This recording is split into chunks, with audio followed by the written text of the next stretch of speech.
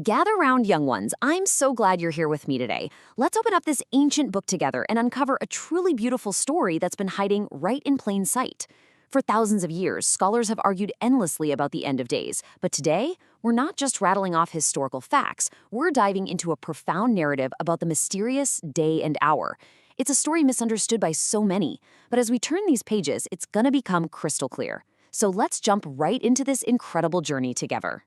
Now, you've probably heard this famous phrase before, "But of that day and hour knows no man, no, not the angels which are in heaven, neither the Son, but the Father." For generations, people read that one line and, well, they just stopped looking. Teachers and pastors often chalked it up to being a complete mystery, right? They figured the timing of the end was just meant to be ignored, using this exact phrase as a reason to stop watching altogether. But as we move forward in our story, we're going to see that this phrase isn't some impenetrable wall. Actually, it's a doorway to true understanding. When we look really closely, a fascinating contrast pops up in these ancient texts. On one hand, we've got the gospel verses saying day and hour, no one knows. But on the other hand, the book of Revelation specifically mentions 4 angels prepared for an exact hour, day, month, and year. Think about that. The crucial point here is this. If the ancient writers wanted to tell us that the exact month and year were totally unknowable, they would have written it out fully in the Gospels, just like they did in Revelation. So leaving out the words month and year in those Gospel accounts, that's a massive, deliberate clue. You see, in this story, the day and hour no one knows isn't some unsolvable riddle of ignorance. Not at all. It's actually a very specific title. It's an ancient idiom for Rosh Hashanah, the Feast of Trumpets. When people back then heard that phrase, they didn't throw their hands up and think, oh, well, we can never know. No way. They thought, the fall festival.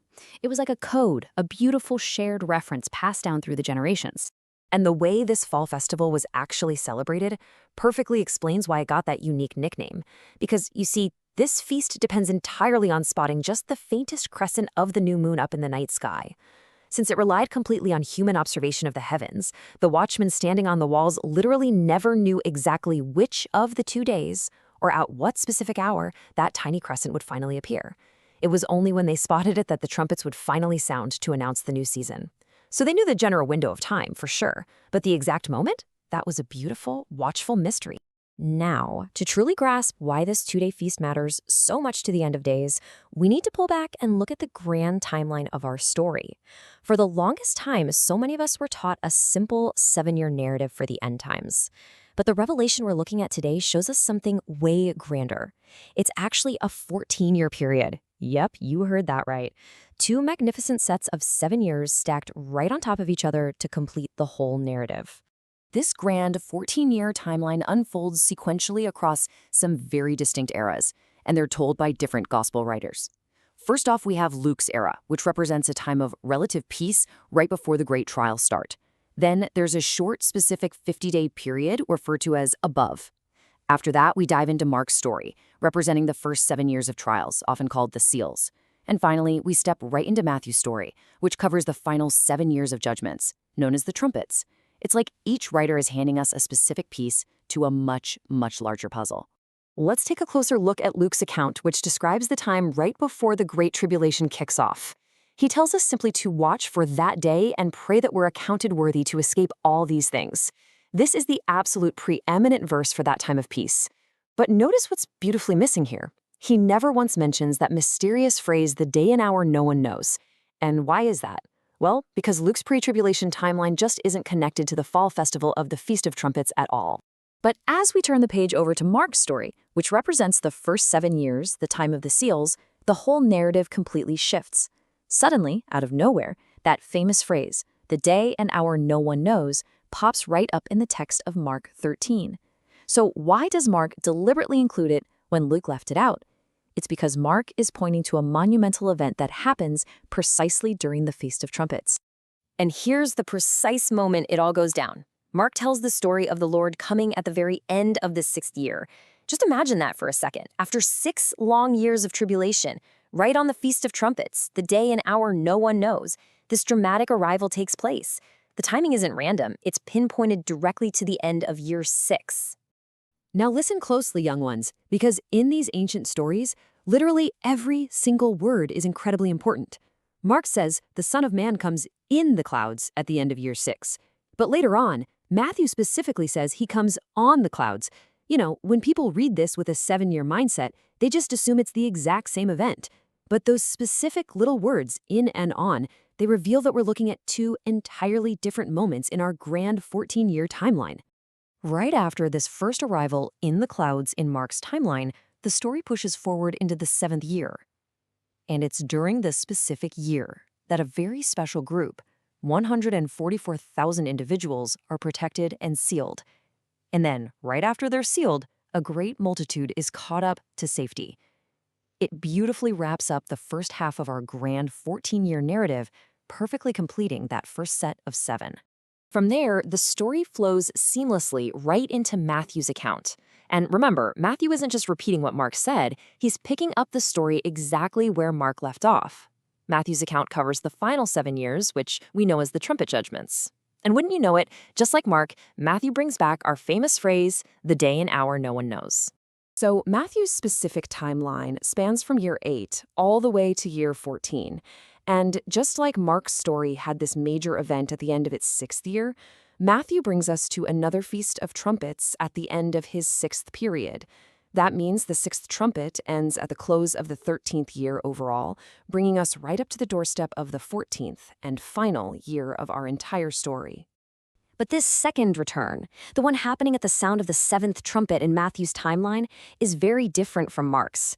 Suddenly, the mystery of God is finished. Just like the ancient prophet Zechariah wrote, at this very moment his feet will physically touch down upon the Mount of Olives.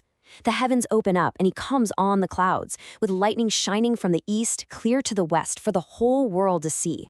So you see, my young friends, the day and hour no one knows actually happens twice in our grand 14-year timeline.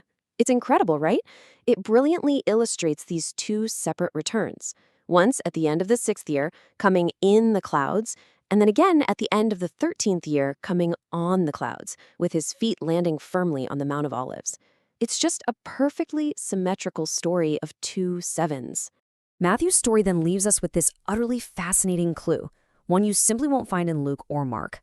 He directly connects this final 14th year to the ancient days of Noah. He writes, "As it was in the days of Noah, so shall the coming of the Son of Man be." Now, you have to ask yourself, why point us back specifically to the flood of Noah for this final year? Well, the answer is actually hidden in the exact mathematics of the flood. If we look at the book of Genesis, the flood begins on the 17th day of the 2nd month. The earth finally dries up on the 27th day of the 2nd month in the following year. If you sit down and count those days carefully, Noah's flood lasted exactly 1 year and 10 days. And this precise measurement, it perfectly mirrors the duration of the final year of tribulation in our story. But why in the world does that extra 10 days matter so much? Because 14 years is exactly 2 sets of 7. And in the ancient biblical calendar, 7 times 7 years brings you to the number 49. This final 14th year of tribulation is actually the 49th year, leading directly into the Grand Jubilee, that ancient time of massive celebration and the total resetting of all debts. And honestly, here is the absolute masterpiece of this entire timeline. That extra 10 days from Noah's flood story, if you add 10 days to the start of the new year, it leads you precisely to the 10th day of the 7th month, the Day of Atonement, literally the exact moment the final Jubilee trumpet sounds to declare the 50th year of total freedom and restoration. The math is just breathtakingly perfect, beautifully tying the oldest stories to the very end of days. So, my young friends, we've reached the end of our story for today. You've seen firsthand that the day and hour isn't some dead-end mystery meant to confuse us. It's a beautiful signpost pointing straight to the Feast of Trumpets across a magnificent 14-year timeline. So now that you know this ancient story and exactly how it leads perfectly into the ultimate Jubilee, how will you prepare your heart for when that final trumpet sounds?